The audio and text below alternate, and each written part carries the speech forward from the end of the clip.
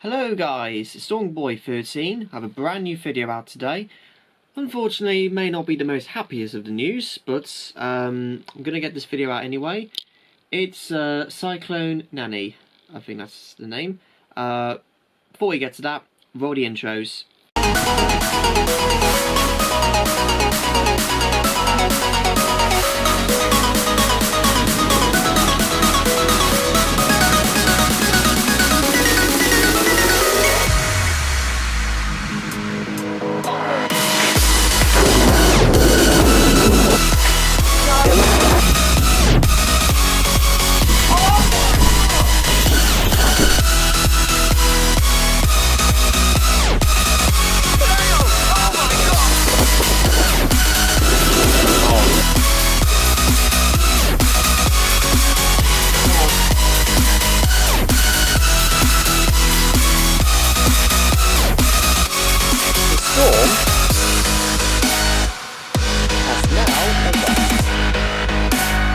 Hello guys, Stormboy13. The intro's over, and already slightly embarrassing start to the video. It's not Nanny, it's Fanny.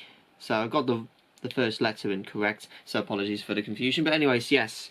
Last week, Cyclone Fani may be gone, but its impact hangs very heavy. Kalaji, I think that's how you pronounce it, a small island on the East Indian coast, is completely cut off and is relying on others or even from the Navy to help survive over the next several weeks or months. So, what has happened? Well, before we get going, last week many Indians, millions of people from India feared the storm was probably going to be the worst they've had for many, many years. They were right to fear it. Up in space, the storm can be, can be seen hundreds of miles up in space. It looks very threatening as well. The storm, very similar to a hurricane, as we know, but they call it cyclones across this part of the world. I mean, the devastation there was just quite horrific. So, a Cyclone Fani, this is what I know a bit about. Cyclone Fani strengthened and made landfall over eastern India back on Friday, the May 3rd. A network of weather satellites obviously kept an eye on the massive storm. The cyclone peaked with wind speeds of up to 127 miles per hour, 204 in kilometers, which is equivalent of a Category 4 hurricane. And like I just mentioned, hurricanes and cyclones are the same basic weather phenomenon, just located in different regions of the world. So in a couple of months' time, well actually no, in just less than a month's time, hurricane season begins in America. And I probably may do... I've done a video, as you can tell, Hurricane Season 2019. I did it back in beginning of the year. So, this is what's been happening late last week. And we know over the course of Fani's formation and dispersal, the storm was watched by weather satellites including NOAA-20, Himari 8 and Sumai NPP, all run by the National Oceanic and Atmospheric and Administration, as well as NASA's Terra satellite. Before the storm's arrival, the Indian government managed to evacuate more than at least 1 million people in a procedure which has already been credited for saving countless lives in a poor low-lying region of the country. Still, sadly though, several people died according to current tallies, but that's many fewer than might have been expected. The last major storm hit exactly the same region 20 years ago, killed more than 10,000 people, so still sad that the ones perished in the storm, but at least in comparison, it's an improvement. Meteorologists first identified the patch of air that would become Cyclone Fani about a week in advance, so at least plenty of time for many to be evacuated. And the storm closely matched their predictions of where it will make landfall, giving the government time to roll out a detailed notification and evacuation plan. So I've got to give these guys huge credit. They have done an outstanding job, protecting all the people from India. And after making landfall, Fani headed northeast and then started to weaken.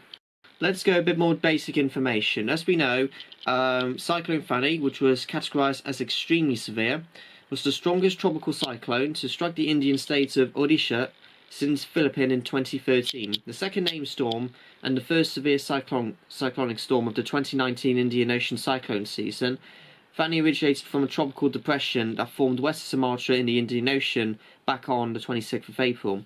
Vertical wind shear at first hidden the storm's development, but conditions became more favourable by 30th of April. Fani rapidly intensified into an extremely severe cyclonic storm, and it reached its peak intensity on the 2nd of May. As a high-end, extremely severe cyclonic storm, and the equivalent of a high-end Category 4 hurricane, Fani weakened before making landfall, because obviously once it hit lands, hurricanes lose their intensity immediately, and its convective structure rapidly degraded thereafter, dissipating 3 days later.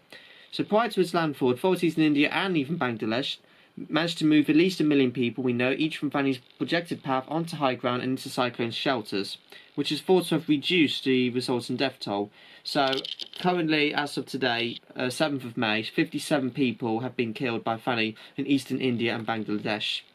So the IMD began tracking a depression located in West Sumatra 26th of April, classifying it as a Category 2 hurricane. Later that day, the Joint Typhoon Warning Centre issued a tropical BOBO2. I don't know what they do in Asia, but anyways, the Joint Typhoon Warning Centre issued a tropical cyclone formation alert on the system afterwards. The storm slowly coasted while moving northwards and was upgraded to a deep depression at midnight their time, 27th April. Then at the same time, the JTWC began warning on the system, disintegrating its 01B. 6 hours later, the IMD upgraded the system to a slight cyclonic storm and gave it the name Fani. The system continued to intensify until 6 p.m. India time, after which it stagnated for over a day as convection around the storm centre waxed and waned. Then Fani was soon strengthening around midday Indian time, with the IMD upgrading it to a severe cyclonic storm. Then at the time, Fani became a period of rapid intensification, as it was located within a very favourable environment, with sea surface temperatures 30 to 31 degrees Celsius and a low vertical wind shear. Then as a result, the JTWC upgraded Fani to a Category 1 equivalent cyclone late on the 29th of April. Then around midnight on the 30th, their time, Fani was upgraded to a very severe cyclonic storm by the IMD. The organisation of the system continued to improve, with tight spiral landing wrapping into a formative eye feature, resulting in Fani being upgraded to an extremely severe cyclonic storm by the IMD around midday, while the JTWC upgraded the storm to a Category 3 hurricane cyclone just hours later. Development proceeded more slowly over the following days, and with little improvement evident in the storm's satellite presentation, the 2nd of May, however, the central dense overcast became more symmetrical and the eye more distinct, and Fani was upgraded to a Category 4 equivalent cyclone by JTWC 6 a.m. time. Then shortly after, Fani started another period of rapid intensification, attending a 1-minute sustained wind of the peak of 155 miles per hour, just below Category 5, according to JTWC. Then at 8 a.m. their time, Fani made landfall near Puri, Odisha, with a 3-minute sustained winds of 115 miles per hour. Land intensification quickly degraded Fani's convective structure and weakened to a Category 1 equivalent tropical cyclone very shortly after landfall. Fani continued to weaken after landfall, weakening to a cyclonic storm later that day, before passing just north of Kolkata. Then on the 4th of May, Fani weakened to a deep depression and moved into Bangladesh before degrading into a well-marked low later on the same day. A day later, 5th of May, Fani's remnant low dissipated over Bhutan. So what were the preparations? Some of these, yes, third time, but let's just go through these. The Indian Meteorological Department tracked the storm and it issued numerous yellow warnings. Yellow warnings? Guess that's India for you. For much of the southeastern portion of India where the cyclone started to intensify. In preparation for the storm's impact, the state government of Odisha, as I said numerous times, evacuated over 1 million residents, 1.2, from vulnerable coastal areas and moved them to high ground and into cyclone sheltered areas a few miles up. The authorities deployed around 1,000 emergency workers and 43,000 volunteers in these effort. It sent out just over 2.6 million text messages to warn of the storm, in addition to using television, sirens and public address systems to communicate the message. Roughly 7,000 kitchens were operated to feed evacuees in 9,000 storm shelters. India is a huge country. The Indian Navy readied naval ships and aircraft at Akron and Vijaykalapati air bases to prepare for the storm's aftermath and aid in reconnaissance, rescue and relief operations. The Odisha government has staged 300 powerboats, 2 helicopters and many chainsaws to cut down trees for the purpose. Authorities in Bangladesh were ordered to open shelter areas as well as 19 coastal districts. Bangladesh Navy deployed 32 naval ships to provide emergency relief and medical assistance to the coastal areas in case of any emergencies. So what was the impact and aftermath? We know at least 57 have been killed. This is at this current time. It could be more after this video is uploaded. 35 in Odisha, 8 in 2 districts of Uttar Pradesh, and 14 in 8 districts of Bangladesh. In Odisha, a teenager was killed after being hit by a fallen tree. One woman died when she was hit by flying debris, and another died of a heart attack while in the cyclone shelter. So more of an indirect death. The storm adversely affected electricity supply and telecommunications in several coastal areas of Odisha and to a lesser extent of West Bengal. Puri and Kordia districts in Odisha were the worst hit. The Indian state of Andhra Pradesh reported no loss of life or injury, but estimated an economic damage for the US $8.5 million. In India they call it 58.62 crore, which I imagine that's a ton of money. Indian Prime Minister Narendra Modi announced that the government had released for the US money, $145 million in India, 1,000 crore, for the states affected by Fani. The Bangladesh government distributed rice, dried food, and $234 American money, $1,000, TK 1.97 crore, to those affected by the cyclone.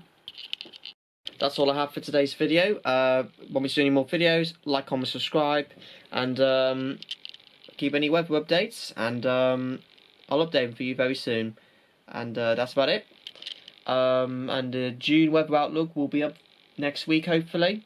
But anyways, we had the coolest early May bank holiday on records, or one of the coldest early May bank holidays I've ever remembered.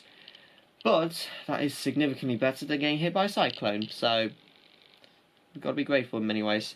Anyways, end the video, like, comment, subscribe, have a great rest of the week, and the storm's now out.